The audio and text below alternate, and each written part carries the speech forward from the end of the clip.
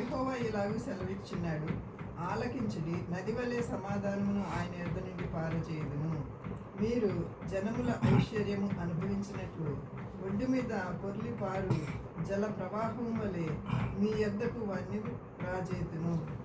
మీరు చంకన ఎత్తుకొనబడెదరు, మోకాళ్ళ మీద ఆడింపబడెదరు. ఒకని తల్లి వారిని ఆదరించినట్లు నేను మిమ్మల్ని ఆదరించదను. యెరూషలేములోనే మీరు ఆదరింపబడెదరు. మీరు చూడగా మీ హృదయము ఉల్లసించును, మీ ఎముకలు లేత గడ్డి వలె బలేయును.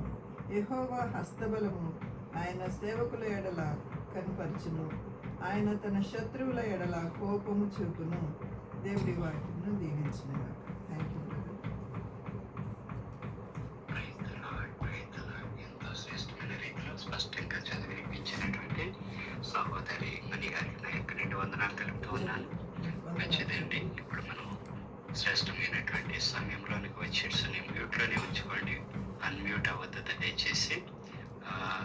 దేవుని యొక్క సందేశాన్ని వెలువడించవలసిందిగా సహోదరులు ఈవి రావు గారిని ప్రేమతో ఆహ్వానిస్తూ ఉన్నాను. Power brother. Praise the lord brother. Praise the lord. Praise the lord. Praise the lord brother. అందరికీ మరొకసారి వందనాలండి. దేవదేవుడు నాకు ఇచ్చినటువంటి సమయాన్ని బట్టి ప్రత్యేకంగా ఆయనకి నా వందనాలు. మరి కమిటీ పెద్దలు నాకు ఇచ్చినటువంటి ఈ అవకాశాన్ని బట్టి కూడా కమిటీ పెద్దలకు నా వందనాలండి. అదేవిధంగా ఉదయకాలమే మరి ఎంతో చక్కగాను ప్రొసీడింగ్ చేస్తున్న రెవరెండ్ డాక్టర్ శామ్యులయ్య గారికి, అదేవిధంగా ప్రారంభ ప్రార్థన చేసినటువంటి రెవరెండ్ డాక్టర్ దీవెనమ్మ గారికి, సువార్త గీతం పాడిన సిస్టర్కి, బైబిల్ చదివిన వారికి, వీళ్ళందరికీ కూడాను హృదయపూర్వక వందనాలు. మంచిదండి. ఈరోజు చదవబడిన వాక్యంలో నుండి నేను 1-2 అంశాలు తీసుకుని దేవుని యొక్క వాక్యం ధ్యానించాలని ఆశపడుతున్నాను. నిన్ననే మనం మరొకసారి అందరికీ మరి belated international happy women's day అందరికీ శుభాభివందనాలండి. ప్రత్యేకంగా మన గ్రూప్లో ఉన్నటువంటి అనేకమైన తల్లులు, అనేకమైన మణులు, రత్నాలు చాలామంది ఉన్నారు, అమ్మలు, అందరికీ మరి అక్కలకి, అమ్మలకి, చెల్లెలకి, అందరికీ నా ప్రత్యేకమైన హృదయపూర్వక మరి ఉమెన్స్ డే శుభాకాంక్షలు. ఎందుకంటే నిన్ననే మనము ఉమెన్స్ డే జరుపుకున్నాం కాబట్టి నేను ఈరోజు బైబిల్ గ్రంథంలో నుంచి ఒక మరుగుపడిపోయినటువంటి ఒక ఉమెన్, ఒక స్త్రీ గురించి చెప్పాలని ఆశపడుతున్నాడు. దేవుడు నాకు మరి సహాయం ఉండాలని చిన్న ప్రార్థన చేసుకుని ప్రారంభించుకుందామండి. మహాపరిశుద్ధుడమైన మా పరలోకపు తండ్రి, జీవము గల దేవా, పరిశుద్ధుడా పరిశుద్ధుడా పరిశుద్ధుడా, అల్పుడను బలహీనుడు నాయన. అయ్యా, నన్ను మరుగుపరిచిన ఆయన నా నోరును బూరగా వాడుకుని మీరే మాట్లాడండి ప్రభువా.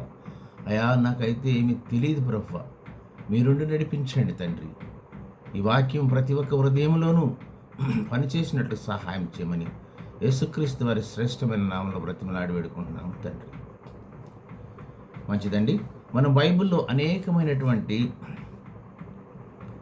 ఇన్క్రెడిబుల్, ఎమినెంట్ మరి స్త్రీలను, ఉమెన్ చూస్తున్నాం. మొదటి నుంచి చూస్తే జీవము గల ప్రతివారికి తల్లి అయినటువంటి అవ్వమ్మ గారు ఉంటారు. అనేకులకు తల్లిగా ఉన్నటువంటి రిబకా గారు ఉంటారు. భాగ్యవంతురాలైనటువంటి లేయమ్మ గారు ఉంటారు.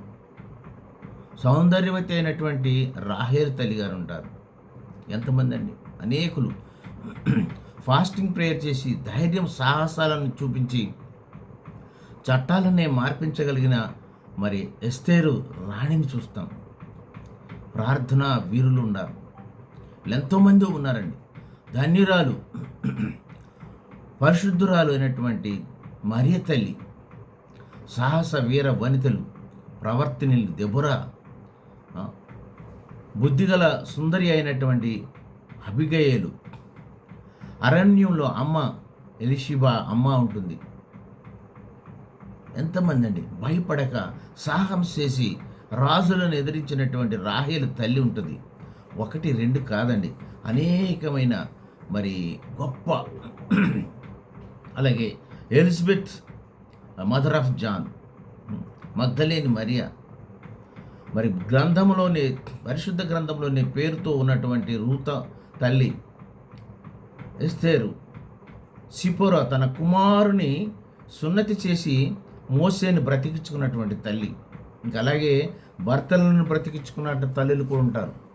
ఆనాడు అబ్రహాము భార్య శరాయి కూడా అన్నా అని చెప్పి రాజమందు తన భర్తను బ్రతికించుకుంటుంది. ఇసాకు భార్య అయినటువంటి ఆమె కూడా, రిబకా కూడాను అన్నా అని చెప్పి తన భర్తను బ్రతికించుకున్న త్యాగమూర్తులు ఉన్నారు. ఈ బైబిల్లో మరి స్త్రీకి ఉన్నటువంటి ఇంపార్టెన్సు ఇంత అంత కాదండి. అనేకమైనటువంటి స్త్రీలు ఉన్నారు. సుమారుగా 50-55 మంది ఉన్నారు. వీళ్ళందరి గురించి చెప్పడానికి టైం ఉండదు, కానీ మరి కొంతమందికి తెలియనటువంటి ఇంకా ఎంతోమంది స్త్రీలు ఉన్నారు. ఆ స్త్రీల గురించి హుల్దా ఉన్నది, అడ్వైజర్, మిరియం ఉన్నది, వర్షిప్ లీడర్. ఎంతమంది అండి! పవిత్రమైన తన కన్య గర్భాన్ని మరి త్యాగం చేసినటువంటి మరియ తల్లి, లోక రక్షకుని ఈ భూమి మీదకి తీసుకురావాలని అనేక నిందలు భరించినటువంటి ఆ తల్లి. ఎంత సాత్వికులండి వీళ్ళందరూ, ఎంత పూజనీయులండి. అలాగే మన మధ్యలో నేను ఇంకొక స్త్రీని తీసుకురావాలని చూస్తున్నానండి, ఆశపడుతున్నాను. సుమారుగా 3000 సంవత్సరాల క్రితం హిస్టరీలో రాయబడిన ఉన్నది, బైబిల్లో రాయబడిన ఉంది. The women of God, the women of faith and hope, the women of warrior, the women of unwavering, తణుకు బెణుకు లేనటువంటి అన్కండిషనల్ లవ్ కలిగినటువంటి, the women of great faith and hope, humility, ఎంతో పేషెన్సీతో అన్ఫర్గెటబుల్ రిలేషన్షిప్ ఉన్నటువంటి ఒక మదర్ ఉన్నదండి. ఆమె ప్యూర్ లవ్, గ్రేట్ లవ్ గురించి మాట్లాడుకుందాం. ఆమె women of victorious mother, women of single fighting with a wild animals to save her son's bones. ఇప్పటికే మీకు అర్థమై ఉంటుంది ఎవరు ఆ తల్లి. ఎంతో గొప్ప సాత్వికురాలండి, ఎంతో గొప్ప ప్రేమమూర్తి, ఓపిక కలది. ఆమె మన బైబిల్లో ఉన్నది, మీకు అందరికీ తెలిసే ఉంటుంది. ద గ్రేట్ ఉమెన్, మీకు అందరికీ ఐడియా వచ్చే ఉంటుందండి. ఆమె మనము మనుషులము అనురాగ రహితలం అయిపోయినప్పుడు, మన బ్రతుకుల్లో నో వాల్యూస్, రిలేషన్షిప్కి ఏమి అర్థం లేకుండా బ్రతుకున్న దినాల్లో ఉన్నాం. ఇప్పుడు ఏంటంటే we have so many old age homes. అంత క్రితం ఉన్నాయండి? వృద్ధాశ్రయాలు లేనేలేవు. ఒక తల్లికి 5 కొడుకులుంటే ఆ తల్లి 5 కొడుకుల్ని భరిస్తుంది, పెంచుతుంది, పెద్ద చేస్తుంది. ఆమె పెద్ద అయినాక ఆమె ఓల్డ్ ఏజ్లో ఆ తల్లి బర్డెన్ అయిపోతుంది. ఆ మదర్కి ఉంటుందండి అంత బర్డెను. ఆమె తినకపోయిన ప్రస్తుడున్నా సరే ఆ బిడ్డలకు ఆహారం పెట్టి పెంచిస్తుంది. ఈ మధ్యలో ఎంతమంది చూస్తున్నాం మనం. ఇఫ్ యూ హ్యావ్ మదర్, మీకు లైవ్లో ఉన్న మదర్ కానీ ఉంటే you are so lucky, you are so blessed. ఒక్కసారి మనము మన యొక్క చైల్డ్హుడ్ డేస్ని గుర్తు చేసుకుందామండి. ఆమె చేయపట్టుకుని నడిచిన వాళ్ళం, ఆమెతో మాటలు నేర్చుకుని, ఆమె మనల్ని ఎంతగానో ఆదరించినట్టు ఆ తల్లిని హౌ క్యాన్ వీ ఫర్గెట్ అండి? How can we are not going to honour? ఆమెకి మనం ఎలా రెస్పెక్ట్ ఇవ్వలేమండి? గమనించారా? సుమారు 75 సంవత్సరాల క్రితం వెళదాం రండి. 75 సంవత్సరాల క్రితంకి వెళితే మనకి ఎంతమంది అండి ప్రసవ వేదనలతో చనిపోయినటువంటి స్త్రీలు ఉంటారు. అప్పుడు ఎలా ఉంటారు తెలుసండి? ఒక జీవికి ప్రాణం ఇవ్వాలంటే they are ready to sacrifice their life. ఆ డెలివరీ పెయిన్స్, తట్టుకోలేనటువంటి పెయిన్స్, అవి అనుభవించినటువంటి స్త్రీలకి, ఆ తల్లులకి తెలుసండి. ఆమె they want to last their life, they will go to up to the edge of the death. కానీ after delivered the boy or girl, after seeing their face, they will forget every pain. అదండి mother's love అంటే. That is mother's love. మనకి ఇంకా పాత నిబంధన కాలంలో వెళ్తే గొప్ప తల్లులు ఉంటారు. సిప్రా, పూయా అను హెబ్రీల మంత్రస్థానులు. వాళ్ళు రాజు ఆజ్ఞను ధిక్కరించి అప్పుడు రాజు ఇచ్చినట్టు ఆజ్ఞ మగపిల్లల్ని చంపేయమని అని చెప్తే వాళ్ళు వెళ్ళి వాళ్ళకి అనేక యూదులను బ్రతికించడానికి, అయ్యా హెబ్రీ స్త్రీలు తెలివైన వారయ్యా, చురుకైన వాళ్ళు, మేము వెళ్ళే వరకే ప్రసవించేసి మేము ఇంకేం చేయమని అంటారు. చూడండి, ఆనాడు మంత్రస్థానులు ఉన్నారు. మేము కూడా విలేజ్ నుంచి వచ్చిన వాళ్ళమే. మా చిన్నతనంలో చూస్తుంటే మంత్రస్థానులు అని ఉండేవాళ్ళు. అక్కడ తల్లికి నిప్పులు వస్తుంటే పరిగెట్టుకెళ్ళి ఎక్కడుందో ఎత్తుక్కుని తీసుకొచ్చేవాళ్ళు. ఆనాడు క్లీన్లీనెస్ లేదండి, గ్లౌజులు వేసుకోవటం లేదు.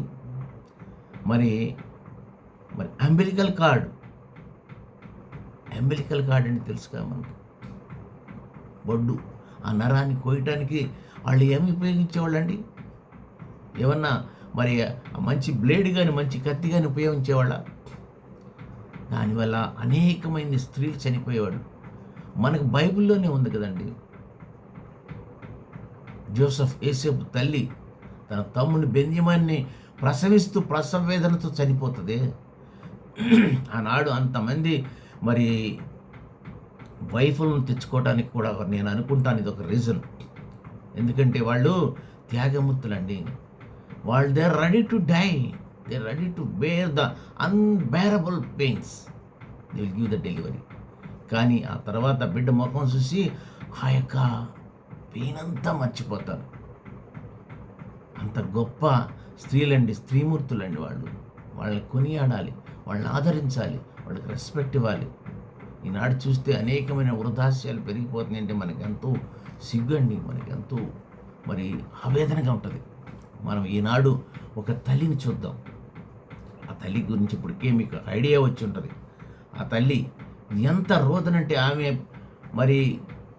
బ్రతుకంతా కన్నీరే, ఆమె బ్రతుకంతా వేదనే, రోదనే. ఆ తల్లి ఫైట్ చేస్తుందండి. పగటిపూట ఆకాశ పక్షులు రాకుండా, శవాలను తీసుకెళ్ళి తినకుండా, రాత్రివేళ అడవి మృగాలు, క్రూర మృగాలు పీకు తినకుండా సుమారుగా ఏప్రిల్ నుంచి సెప్టెంబర్ వరకు 6 మాసాలు రాత్రి బవళ్ళు కాపలా కాస్తూ గోనిపట్ట కట్టుకుని ఆమె కాపలా ఉండి, ఆమె మౌనవ్రతంతో గొప్ప నిరీక్షణతో ఆ రాజ్య చట్టాన్ని మార్చాలని ప్రయాసపడి విక్టోరియస్ ఉమెన్గా మారినటువంటి గొప్ప స్త్రీ గురించి మనం ఇప్పుడు మాట్లాడుకుందాం. ఆమె ఎవరో కాదండి, అయ్యా కుమార్తె అయినటువంటి రిస్పా. అయ్యా కుమార్తె రిస్పా అనగా ఆమె ఒక బర్నింగ్ కోల్, మండుచున్న వేడెక్కిన రాయి. ఆ హృదయంతో ఆమె చూడండి తన 2 కుమారుల్ని తన కళ్ళ ముందు హ్యాంగ్ టు డెత్, ఉరివేసి పరమత్ మీద చంపినప్పుడు, అదే కాకుండా ఇంకా 5 కుమారులను కూడా చంపినప్పుడు ఆమె అక్కడ గోనెపట్టా తీసుకుని వెళ్ళి కూర్చుంటుందండి. ఆ తల్లి ఎప్పుడు భోంచేసిందో, ఎప్పుడు విశ్రమించిందో, ఎప్పుడు రెస్ట్ తీసుకుందో తెలియదు. కానీ రాత్రింబగళ్ళు ఆ శవాలు కుళ్ళిపోయినా కానీ అక్కడ వాసన భరిస్తూ అక్కడే ఉండి, ఆకాశ పక్షులు వెతుకుపోకుండా, క్రూరమృగాలు తీసుకుపోకుండా సుమారుగా కోతకాలము నుండి వర్షకాలము వరకు ఆమె ఎందుకు జరిగిందంటే చూద్దాం రండి. ఆమె ఎవరో కాదు, the great mother of love, the great women అండి. ఆమెని మనము మర్చిపోకుండా స్తుతించాలంటే 2 సమూయేలు గ్రంథము 3వ అధ్యాయంలో 6, 7, 8 వచనాలు చూద్దాం. సౌలు కుటుంబీకులు దావీదు కుటుంబీకులను యుద్ధము జరుగుతుండగా అబ్నేరు సౌలు కుటుంబములను బహుగా సహాయం చేశాను. 7వ వాక్యంలో ఉంటుంది, అయ్యా కుమార్తె అయిన Rizpah. She is a beautiful women, burning coal. ఆమె ఒక ఉపపత్నిగా సౌలుకు ఉంటుంది. ఆమె ఒక ఉపపత్ని, 2 కుమారులు కలిగి ఉంటుంది. ఆమె తండ్రి ఎవరండి? అయ్యా. ఈ అయ్యా ఎవరని ఒక్క నిమిషం చూస్తే, మనం వెనక్కి వెళ్ళి చూస్తే ఉంటారండి, ఎక్కడో కాదు, ఆది కాండంలోనే ఐజాక్ గారు కుమారుడైనటువంటి ఏసావు తన భార్యల సంతతి నుంచి వచ్చినవాడే. వచ్చినటువంటి ఆ అయ్య కుమార్తె ఈమె. ఆ అయ్య కుమార్తె జెన్సిస్ 36:24 ఉంటుందండి. సిబ్యోను కుమారులు అయ్య అన్నా. ఎవరండి ఈయన? సిబ్యోనీయులు ఎవరంటే మనకు తెలుసు కదా, ఐజాక్ని, రిబ్కాని వృద్ధాప్యములో నానా బాధలు పెట్టినటువంటి ఏసేవు భార్యలు, వాళ్ళ కుటుంబీకులు. సిబ్యోని కుమారుడు అయ్యా అన్న అక్కడి నుంచి వస్తారండి వాళ్ళు. ఇంకొకటి ఫస్ట్ దినవృత్తాంతాలు 1వ అధ్యాయంలో కూడా ఉంటుంది. 1వ అధ్యాయం 40వ వచనంలో శోబాలు కుమారుడు అల్వాను, మనహత, ఏలాబు, షోపోహోము సిబ్యోను కుమారులైన అయ్యా అన్న. They came from the wives of Esau. అక్కడి నుంచి వచ్చారండి ఆ కుమారులు. అక్కడి నుంచి వాళ్ళకి పుట్టినటువంటి ఆయన. మరి కొంతమంది వేరే వాళ్ళు కానాను నుంచి వచ్చారంటారు కానీ దానికి ఆధారాలు లేవండి. కానీ ఈ యొక్క అయ్య కుమార్తె అయినటువంటి రిష్పా అనగా బర్నింగ్ కోల్. ఆమె జీవితాంతం దుఃఖమేమండి. ఉపపత్ని అంటే ఆమెకు అంత అధికారం ఉండదు. తర్వాత యుద్ధంలో సౌలు చనిపోతాడు. సౌలు కుమార్ ఆ యొక్క శవాల్ని ఫిలిప్పీలు అక్కడ దాచిపెట్టేస్తారు. అవునండి. వాళ్ళకి సరైనటువంటి ఆ యొక్క సమాధి కార్యక్రమం ఉండదు. సరైనటువంటి మరి ఆ లాస్ట్ జర్నీ చేయరు. ఇది ఎందుకు వస్తుందో మన అందరికీ తెలిసిందే. ఇది ఎందుకు జరిగిందని అంటే దానికి రీజన్ ఉందండి. దానికి రీజను ఎక్కడంటే మనం ముందు వెనక్కి వెడితే యెహోషువలోనే ఇది రాయబడి ఉన్నది. యెహోషువలో ఇది ఎంతగానో క్లియర్గా రాయబడి ఉన్నది. యెహోషువ 9వ అధ్యాయంలో 1-6 చూస్తే, యార్దాను అవతల ఉన్న మాన్యమును, లోయను, లెబనోను ఎదుట మహాసముద్ర తీర అంతటను ఉన్న హిత్తీయులు, అమోనీయులు, కానానీయులు, పెరిజ్జీయులు, హిత్వీయులు వీళ్ళందరిని కూడా రాజును జయించినప్పుడు ఆయన ఎరుకో పట్టణమును, హాయ పట్టణం చేసినప్పుడు ఆ పక్కన ఉన్నటువంటి ఆ రాజులందరూ భయపడిపోతారు. అక్కడ ఉన్నటువంటి గిబియోను నివాసులు మారువేషం, కపటోపాయం చేసి రాయబారు వేషంలో వచ్చేసి ఇక్కడ ఉన్నటువంటి యెహోషువ వారికి, ఆయన పెద్దలకి అబద్ధాలు చెప్పేసి, చూడండి అయినా మేము వేరే దేశం నుంచి వచ్చాం, పాతగిల్లిపోయిన మా బట్టలు చూడండి, మా చెప్పులు చూడండి, మేము ఇక్కడ వారం కాదని అని అబద్ధాలు చెప్పినప్పుడు వాళ్ళని క్షమించేసి వాళ్ళ దగ్గర ఉంచుకుంటారు. తర్వాత వాళ్ళు ఇలాంటి మారువేషం వచ్చారని తెలుసుకున్నప్పుడు వాళ్ళని నీళ్లు తోడువారు గాను, పొలాలు కొట్టుకొచ్చేవారు గాను పనివాళ్ళుగా పెట్టుకుని అప్పుడు యెహోషువ మాటిస్తాడు, సరే మిమ్మల్ని మేము సంపము, మిమ్మల్ని మేము బ్రతకనిస్తామని ఆనాడు మాటిస్తాడు.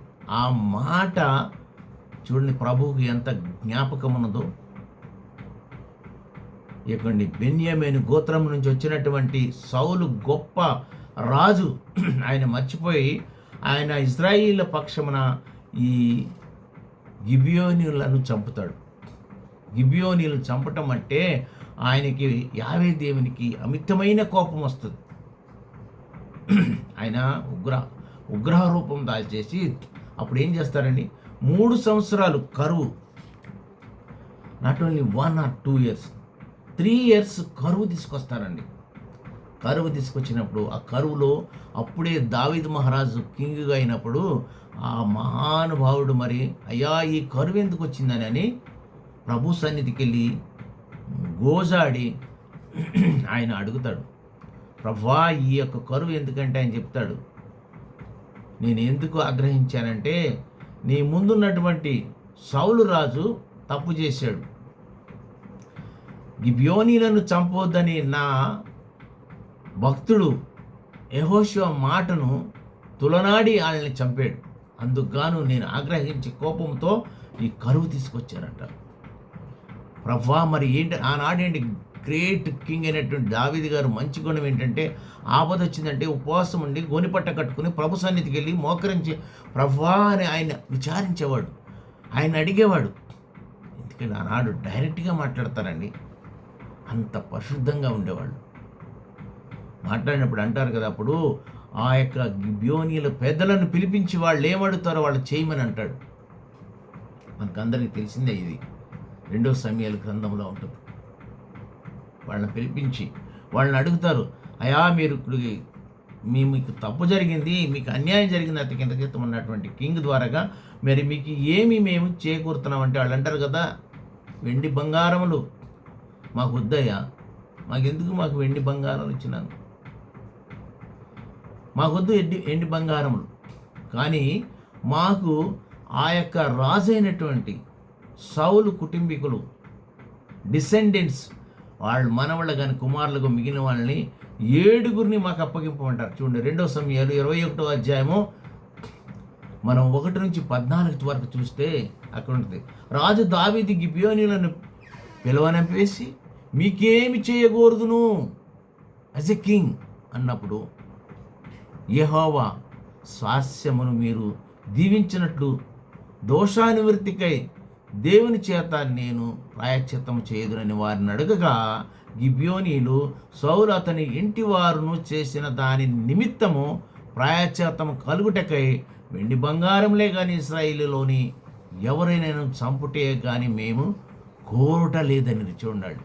మాకు అవసరం లేదయ్యా ఇదండి, అంతటా కింగ్ అయిన దావీదు అది కాదు నాయన, ఆయన మీరు ఏమి కోరుదురో దాన్ని నేను చేసేదను అని అనగా, వారు మాకు శత్రువులై మమ్మలను నాశనం చేయొచ్చు ఇశ్రాయేలును సరిహద్దులను ఉండకుండా మేము లయమగినట్టు మాకు హాని చేయనుద్దేశించిన వాని కుమారులో 7 మాకు అప్పగించమంటారు.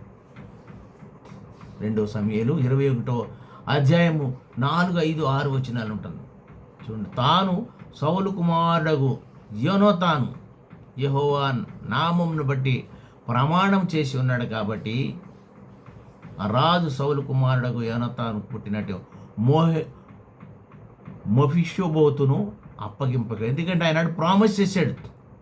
ఎవరండి? యోనాతాను. ఆయన ప్రాణ స్నేహితుడిని చనిపోతుండగా ప్రాణ స్నేహితుడైన యోనాతాను ఎన్నోసార్లు దావీదుని రక్షిస్తాడు. తండ్రి తరుముతుంటే సౌలు రక్షిస్తూ ఉంటాడు. ఈవెన్ మీకాలు భార్య కూడా ఆయన్ని తప్పించింది, కాపాడింది తండ్రిని అందించి. ఎంతటి గొప్ప స్నేహితులంటే, స్త్రీ ప్రేమించేదానికన్నా అధికముగా ప్రేమ కలిగినటువంటి యోనాతాను కుమారుని చంపకుండా అప్పుడు ఆలోచించి, అయ్యా కుమార్తెకు రిస్పా సౌలునకు ఉపపత్నిగా ఉన్నప్పుడు 2 కుమారులను కనెను.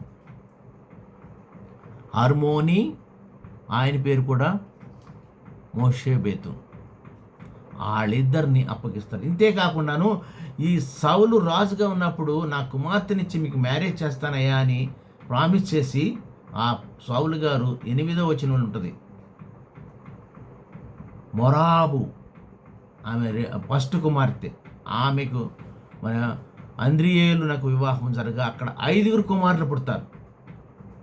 ఆ 5 కుమారులు ఈ 2 కుమారుల్ని ఈ గిబియోనీలకు అప్పగిస్తారండి. అప్పగించడం వల్ల జరిగినటువంటిది వాళ్ళని తీసుకెళ్ళి మనకు అందరికీ తెలిసినట్టు విషయమే. అక్కడ వారిని ఈ 7 తీసుకొని పోయి కొండ మీద యెహోవా సన్నిధిని ఉరితీస్తారు. ఆ 7 ఈ ఏకరీతిని చంపబడ్డారు. అప్పుడు కోతకాలము, యవ్వల కోతకాలము ఆరంభము నుండి వాళ్ళు మరణమయ్యారు. అయ్యా కుమార్తెకు రిష్పా గోని పట్ట తీసుకుని, ఈ మహాతల్లి, మదర్ ఆఫ్ లవ్, ఈ సాక్రిఫైస్ లేడీ, ఆ కుమారుల కోసము గోనిపట్ట తీసుకుని కొండపైకి వెళ్ళి పరుచుకుని కూర్చుని కోతకాల ఆరంభము మొదలుకొని ఆకాశము నుండి వర్షము కళేబాల మీద కురి వరకును అచ్చటనే ఉండి. చూడండి, మనకు తెలుసు కదా, కోతకాలం అంటే సుమారు ఏప్రిల్, వర్షాకాలం అంటే సుమారు సెప్టెంబర్. 6 months అండి. పగలు ఆకాశ పక్షులు వాటి మీద వాలకుండాను, రాత్రి అడవి మృగాలు దగ్గరికి రాకుండాను వాటిని కాచుతూ ఉండెను. What is sacrifice lied. ఆమె అండి తల్లి ప్రేమ అంటే. మన 66వ అధ్యాయంలో మనం ఇందాక చదివాం కదా, 13వ వచనంలో, ఒక తల్లి చూపించు ప్రేమ కన్నాను అధికంగా చూపిస్తానంటాడు. ఆ తల్లి ప్రేమను మనం కొలవలేమండి. ఒక భక్తుడు అంటాడు కదా, భూమి అయినా అనేకమైన భారము మోయుటకు బాధపడద్దేమో కానీ తల్లి మాత్రం బాధపడదంట. ఆ తల్లి ప్రేమ unforgettable love, unparallel love, unconditional love. ఆమె చూడండి, ఉపత్ని అయి ఉండటం వల్ల భర్తను కోల్పోయింది. సౌలు చనిపోతాడు, కుమారులు చనిపోతారు. ఆమె కన్నీరు, ఆమె దుఃఖము తుడిచివారు ఎవరండి? 1 నెల కాదు, 2 నెలలు కాదు, ఏప్రిల్ నుండి సెప్టెంబర్ వరకు కళేబరముల మీద వర్షం కురియ వరకు అచ్చటనే ఉండి ఆకాశ పక్షులు పగటిపూట రాకుండా, ఆకాశ పక్షులు తెలుసండి, శవాల వాసన వచ్చితే ఆకాశం నుంచి రాబందులు, గద్దలు, భయంకరమైన కాకులు వచ్చి పీకి తినేస్తాయి. ఆమె కోరిక ఏంటంటే హానరబుల్గా, గౌరవంగా చనిపోయినటువంటి నా బిడ్డల శవాలకి సమాధి కార్యక్రమం చేయాలండి. వాట్ ఏ వండర్ఫుల్ డిజైర్ అండి. చూడండి, అలాంటి మరి తల్లులు ఉన్నారు. మరి ఆ తల్లి రిస్పా బర్నింగ్ కోల్, ఆమె మండిపోతూ ఉంటుంది, ఏమి చేయలేదు, రాజాజ్ఞ ధిక్కరించలేదు. డేవిడ్ని ఎదిరించగలదండి ఆమె? Single lady. భర్త చనిపోతారు, దగ్గర తీసి అభిమానం చూపినటువంటి అబ్నేర్ చనిపోతాడు, సైన్యాధిపతి. ఆ స్టోరీ ఇంకా వేరేగా ఉంటుందండి.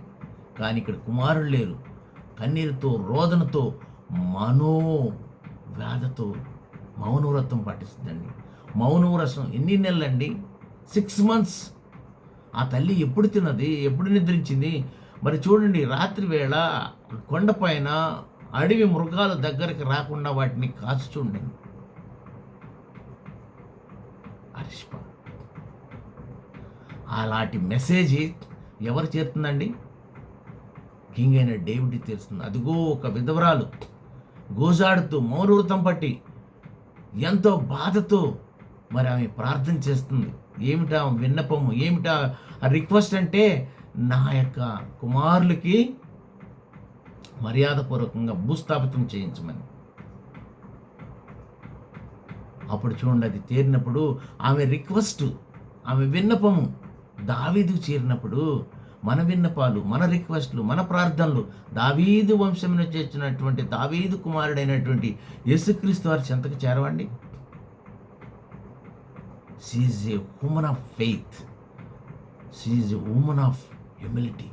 గోని పట్టకు తగ్గించు స్వభావంతో రోధిస్తూ, ఆమె రోదన ఎక్కడ చేరిందండి? మహారాజు అయినటువంటి కింగ్ డేవిడ్ దగ్గరికి వెళ్తే అప్పుడు డేవిడ్ కనువిప్పు కలుగుతుంది. కనువిప్పు కలిగించినటువంటి స్త్రీ అండి అమ్మ. ఆమె నోటి మాట కాకుండా ఆమెను మౌన వ్రతంతోనూ మరి ఎందుకు చేస్తుందని కనువిప్పు కలిగించి, అప్పుడు ఏంటంటే వాళ్ళు గిబియోనీయులు కోరినది వీళ్ళని అలాగే ఉంచి లోకమంతా చూసేలాగాను అలాగే హెచ్చరిక ఉంచారు. అప్పుడు దావీదు మహారాజు దిగి వస్తాడండి. ఎక్కడో ఉంటాయి సౌలు ఎముకలు, అతని కుమారుడైనటువంటి యోతాను ఎముకలు, అవన్నీ కూడా ఫిలిప్పీ పట్టణం నుంచి తెప్పించి ఇక్కడ మరి 5+2 7 కుమారులు ఎముకలను కూడా తీసుకుని ఆయన ఎక్కడికి వెళ్తారండి? ఎక్కడో మరి యోనాతాన్ను బెత్సామా పట్టణం వీధుల్లో వేలాడదీస్తారు. ఆ ఎముకలన్నీ కలెక్ట్ చేసి తీసుకొచ్చి దావీదు వారు సౌలు ఎముకలను, కుమారుని ఎముకలను, వీళ్ళు మనమళ్ళ ఎముకలను అన్నిటిని తీసుకొచ్చి అప్పుడు ఏం చేస్తారంటే 14 వచ్చిన సౌలు ఎముకలను, అతని కుమారుడైన యోనాతాను ఎముకలను బెన్యామీను దేశమునకు చేరిన సెలలోనున్న సౌలు తండ్రి యొక్క కీషు సమాధి యందు పాతిపెట్టిరి.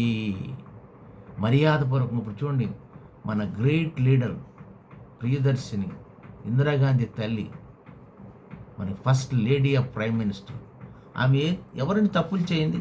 చిన్న తప్పు చేస్తే బాడీ గార్డ్స్ దాని ఇంట్లోనే పొత్తి గడుపులో బుల్లెట్స్ నింపేసి చంపేస్తారండి. ఎంత త్యాగమిత్రులు ఉన్నారండి. అలాగే ఆయన యొక్క కుమారుడు కూడా అట్లాగే చనిపోతాడు. త్యాగానికి మారుపేరు, సాక్రిఫైస్కి మారుపేరు ఈ రిస్పా తల్లి. ఆమె బర్నింగ్ కోల్, మండుచున్న ఆమె ఆ యొక్క రోదన ఆలకించినటువంటి మరి కింగ్ డేవిడ్, ఆమె కుమారుల యొక్క శ్రమ మోన్లే కాదండి, ఇంకా క్రూరంగా బిహేవ్ చేసినటువంటి సౌలు ఎముకలు యోనతానీయముకులు ఇవన్నీ తీసుకొచ్చి ఎక్కడ చేస్తారండి? వాళ్ళకి ఇష్టమైనటువంటి కీషు సమాధి దగ్గర పాతి పెడతారు. మర్యాదపూర్వకం ఈనాడు కూడా చూడండి, మన మంత్రి కానీ, ప్రధానమంత్రులు కానీ, రాష్ట్రపతి కానీ చనిపోతే వాళ్ళ శవాలను చక్కగా పెట్టిలో పెట్టి పూలతో అలంకరించి రాజకీయ మర్యాదలతో 21 సార్లు మరి తుపాకును పేల్చి ఎంతో గౌరవార్థంగా చేస్తారు. ఆనాడు కూడాను ఆ యొక్క సమాధి కార్యక్రమం, మన క్రిస్టియానిటీలో సమాధి కార్యక్రమానికి ఎంతో మరి ప్రాధాన్యత ఉందండి. నాకు ఒకటి గుర్తొస్తుంది, మీకు తెలుసా? 10 రూపాయల డాక్టర్ అంటారు, డాక్టర్ ఎండి అజయ్ కుమార్ నోవా గారు. Is a great warrior. ఆయన చూడండి, సుమారుగా ఈ కోవిడ్-19 నుంచి 4,000 శవాలను సమాధి కార్యక్రమం చేస్తాడు. 4,000 ఆయన సంపాదన అంతా కూడాను ప్రభు సేవకు, సేవలు ఎక్కడైనా ఉండగానే కబురు చేస్తే వెళ్ళిపోతాడు వ్యాన్ వేసుకుని, ఆయన యొక్క వాలంటీర్ని తీసుకుని.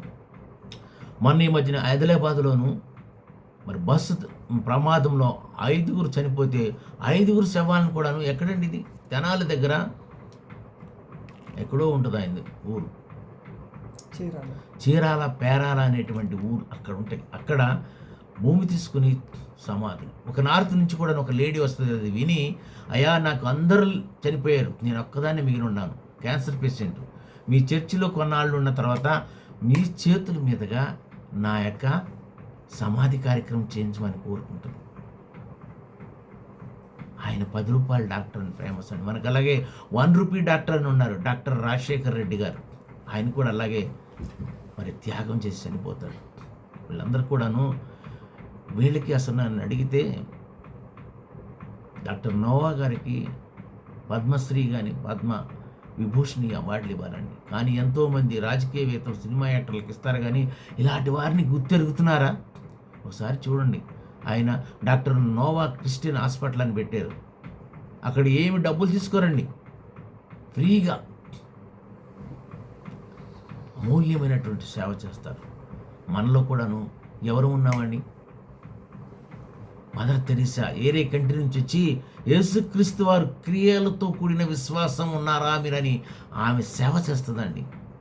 ఆమె సేవ చేసిన విధానం గుర్తించి ఆమెకి, మన దేశపు స్త్రీ కాకపోయినా ఆ తల్లికి, ఆ అమ్మకి భారతరత్న ఇస్తారు. ప్రియదర్శిని ఇందిరాగాంధీకి భారతరత్న ఇస్తారు. ఎందుకండి? వాళ్ళు చేసినటువంటి త్యాగమైన పనులు, వాళ్ళు చేసినటువంటి ప్రేమామూర్తమైనటువంటి పనులు. ఈనాడు చూస్తే మనము ఎంతమంది స్త్రీలు ఉన్నారు, మన మధ్యలో లేరండి. మన మధ్యలో కూడా అనేకమైన స్త్రీలు ఉన్నారు, గొప్ప గొప్ప స్త్రీలు ఉన్నారు, ప్రార్థనా వీరులు ఉన్నారు, వారియర్స్ ఉన్నారు. ఈనాడు ఇంతమంది ప్రార్థన, ఏ చర్చికైనా వెళ్ళండి, నేను ఫస్ట్ చూస్తాను, పెద్ద పెద్ద చర్చిల్లో వీడియోలు పెడతారు. అందులో సీతాకోక చిలుకల్లాగా రకరకాల రంగులు కట్టిన చీరలు ఉన్నటువంటి తల్లులే ఎక్కువ ఉంటారు, పురుషుల కన్నా ప్రార్థనా పరులైనటువంటి తల్లులు. ఎందుకని? మన దేశానికి వచ్చినటువంటి మిషనరీలు ఎంతమంది వాళ్ళ తల్లులు ప్రార్థన చేస్తే ఇక్కడికి వచ్చి మరి సేవ చేశారు.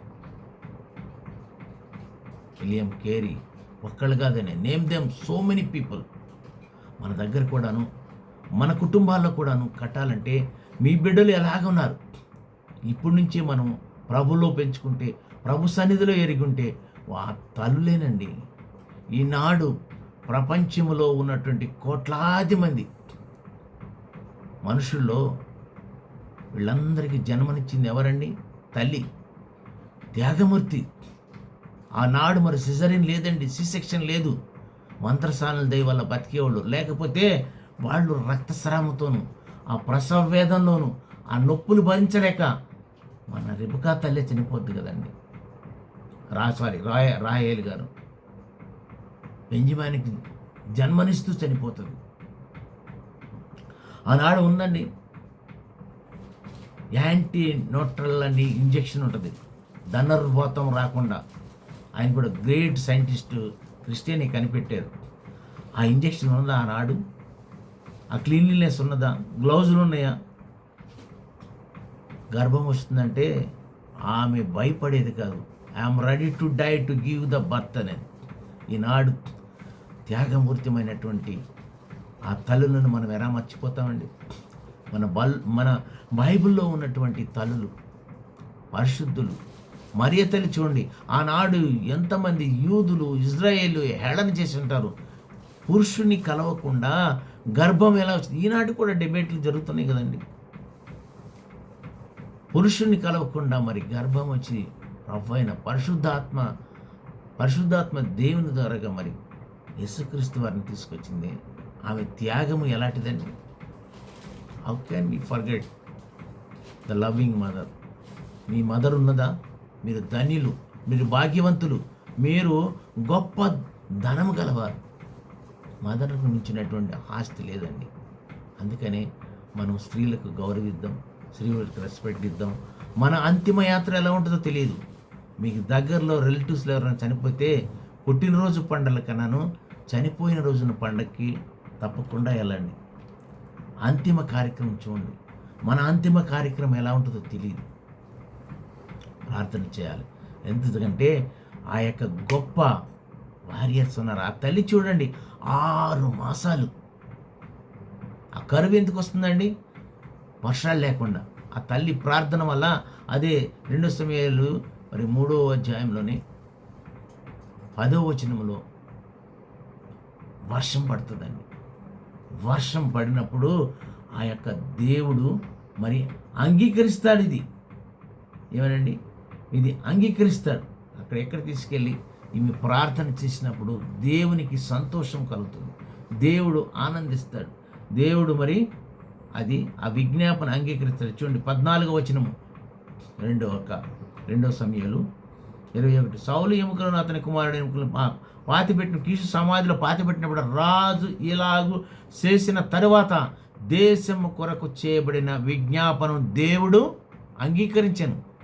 దేవుడికి అప్పుడు అంగీకారమై శాంతించి మరి వర్షం కురిసిందండి. సౌలు గొప్ప రాజే, దుర్మార్గంగా చేసినటువంటి ఆయన పనులకి ఎవరు బలైపోయారు? పేదరాలు, అమాయకురాలు, జీవితం అంతా దుఃఖంతో ఉన్నటువంటి ఆమె కుమారులు బలైపోయారు. చివరికి ఆమె చేసిన త్యాగం ఎలాంటి త్యాగం అండి? She's a great warrior, she's a great loving mother, incredible mother. బైబిల్లో ఇంకా అనేక మంది స్త్రీలు ఉన్నారండి, మరుగుపడిపోయిన వాళ్ళు ఉన్నారు. భర్త ప్రాణాలు కాపాడటకు చూడండి, మోషే గారి భార్య దేవుని దూత వచ్చేసి ఆయనే మరి ఆయన చనిపోవటానికి మరి దగ్గరికి వెళ్ళినప్పుడు ఆ తల్లి మరి బిడలకు సర్కంఫరెన్స్ సున్నతి చేసి భర్తను కాపాడుకుంటారు. భర్త కన్నా ఎక్కువ అని రాజు ముందు నిలబడినప్పుడు అబ్రహాం భార్య శారాయి ఈయన నా అన్న అని చెప్తుంది. ఐజాక్ గారి భార్య కూడా అన్న అని చెప్తుంది. అవిగేయాలండి భర్తను కాపాడుకుంటాకి, మూర్ఖుడైనటువంటి భర్తను కాపాడుకుంటాకి పరిగెట్టుకుంటూ వెళ్ళిపోయి ఎంతమంది త్యాగమూర్తులండి, ఎంతమంది sacrifice ladies. She is a victorious mother. ఫైనల్గా ఆమె విజయం సాధించింది. ఫైనల్గా ఆమె రాజు యొక్క హృదయాన్ని కరిగించేసి ఆమె బిడ్డలే కాదు, ఆమె భర్త ఎముకలను కూడా తీసుకెళ్ళిపోయి మర్యాదపూర్వకంగా కీసు సమాధి దగ్గర అవన్నీ మర్యాదపూర్వకంగా సమాధి చేశారండి. అలాంటి గొప్ప తల్లిని మనం ఈరోజు జ్ఞాపకం చేసుకున్నాం. ఆమె తృష్ణ, రిష్ప యొక్క తృష్ణ, ఆరాధన, పట్టుదల, ఓర్పు, ఆమె రిష్పకున్న తెగువ, రిష్పకున్న దీక్ష, రిష్పకున్న సాక్రిఫైస్, పేషెన్సీ, అన్వేవరింగ్ లవ్. ఆమెను మౌన వ్రతం చేసిందండి. నిరంతర దీక్షతో సింగిల్ ఫైటింగ్ ఫర్ ఇంజస్టిస్. ఆమె రోదన reach to the king David దిగి వస్తాడు, ఆర్డర్ను చేంజ్ చేస్తాడు. చివరికి హానరబుల్ రెస్పెక్టబుల్ ఫెనరల్ భూస్థాపన జరుగు వరకు కూడా ఆమె పోరాడుతుంది. ఎక్కడండి మర్యాద? ఆనాడు చూడండి, మనకు తెలుసు కదా, 70 మందితో వెళ్ళినటువంటి యేసోబు గారు, యాకోబు గారు, మరి జోసఫ్, వీళ్ళందరూ కూడా జోసఫ్ ఏం కోరుకుంటాడు చివరికి, అయ్యా నా ఎముకలను నా దేశానికి తీసుకెళ్ళండి, కనాను తీసుకెళ్ళి అక్కడ పార్టీ పెట్టండి. వాళ్ళు కూడాను అంతమంది లక్షల కాల్బలం వెళ్తూ ఆయన ఎముకల పెట్టిని కూడా మరి భుజాన్ని పెట్టుకుని తీసుకెళ్తారు. అంత ప్రాధాన్యత అండి, అంత ప్రాధాన్యత. అట్టి తల్లిని మనం ఈరోజున జ్ఞాపకం చేసుకున్నాం. మన మధ్యలో కూడాను అనేకమైన గొప్ప తల్లులు ఉన్నారు. వాళ్ళందరికీ కూడాను మరి మేము శిరస్సు వంచి మరి నమస్కారం చేస్తున్నాను. ఎందుకంటే ఒక జీవి రాగలుగుటకు కారణము తల్లి. ఒక జీవిని పెంచగలిగి అభివృద్ధి చేయడానికి తల్లి. ఆ తల్లుల వలనే ఇప్పుడు ఇంతమంది కోట్ల మంది ఉన్నారు. ఆమెని కడుపు నిలువుగా కోయించుకుని మరి బిడ్డను తీయటానికైనా సరే సిద్ధపడుతున్నారు. అంత గొప్ప త్యాగమూర్తులు మన బైబిల్లో, మన దేవుడు మనకి ఇవన్నీ హిస్టరీ కాదండి, లైవ్ ఎగ్జాంపుల్స్. మనం ఏమి పాఠాలు నేర్చుకుంటున్నాం, what you're learning from this women. మొన్ననే మన రెవరెండ్ బాబురాయ్ గారు చెప్పారు, WOMA అని అంటే, W అంటే వండర్ఫుల్ వైఫ్, O అంటే అవుట్ స్టాండింగ్ ఫ్రెండ్ అంట, M అంటే marvellous daughter, A adorable sister, N nurturing women. ఎంత మంచి డెఫినేషన్ అండి. అలాంటి గొప్ప స్త్రీల గురించి మనం ఇంకా నేర్చుకుందాము, వాళ్ళని ఆదరిస్తాము, వాళ్ళని గౌరవిస్తాము. ఈ కొన్ని మాటలు దేవుడు దీవించిన గాక. చిన్న ప్రార్థన చేసుకుని ముగించుకుందామండి. ప్రేమగల తండ్రి, పరిశుద్ధమైన దేవ, అల్పుడునైనా నన్ను నాయన నిలబెట్టుకున్న ఆయన నీ సేవ చేయటకు వాడుకున్న విధానం బట్టి వందనాలు ప్రభువా. మరి ఉమెన్ గురించి, మాతృమూర్తి గురించి, మరి సాక్రిఫైసల్ ఉమెన్ గురించి చెప్పడానికి ఇచ్చిన అవకాశాన్ని బట్టి వందనాలు ప్రభువా. ఈ వాక్యము గట్టిన అందరి హృదయాల్లో నీరు గట్టి ఫలింపు చేయమని విన్నవారందరూ నాయన వాళ్ళ హృదయాల్లో దాచుకుని వాక్యానుసారంగా ఈ యొక్క ఉమెన్కి తగినటువంటి డ్యూ రెస్పెక్ట్ ఇచ్చేలాగా అందరం కూడా ఉండేలాగా సహాయం చేయమని నా ప్రభు రక్షకుడైనటువంటి యేసుక్రీస్తు వారి అతి శ్రేష్టమైన నామంలో ప్రార్థించి వేడుకుంటున్నాము తండ్రి. ఆమేన్, ఆమేన్, ఆమేన్. అందరికీ మరొకసారి వందనాలండి. Praise the lord, praise the lord.